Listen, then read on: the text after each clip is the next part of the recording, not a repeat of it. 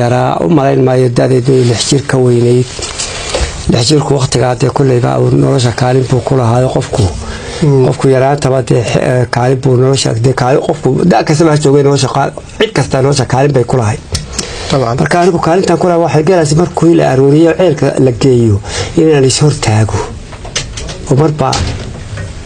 in la sii daayo inta waan karayo da'daasana طبعا tabta geeliba geelaasan raacay la arooriyay uu soo cabay uu soo fulay goor caways ayuu xeradiisii uu ka arooray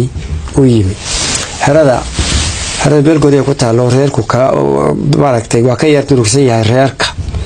reerka geel hadii ay ka dhigo geel uu xareysan yahay intiisa kale way ka durugsantay xerada marka xerada waa geel waa soo xirooday oo waa la maalayo maanta oo dhan waxba la waraabinay maanta oo dhan geel baan hortaagnaayo markii la maalay caanihi la dhabay waa la gataati dhacay yariyo aniga iyo ragii waaweynaa tirada gataati dhacu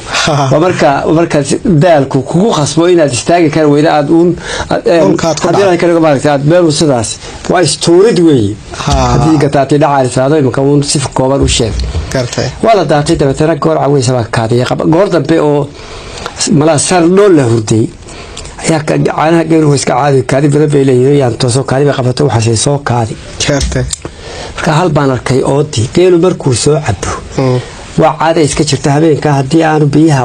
caws ka dambaysiin waxa lagu yaqaanaa inuu ka daato xerada oo ka carro waxa ka daato waa inuu daaq mar haduu biyo soo cabo caloosha biyaha qabo caloosha ku jira waa inuu wax ku hadii ay ka dhigo maartay waa inuu daaq helo hadii ay la waayo oo sida toos loo soo xiro xerada u soo galo laasim waa ka xerada ka daata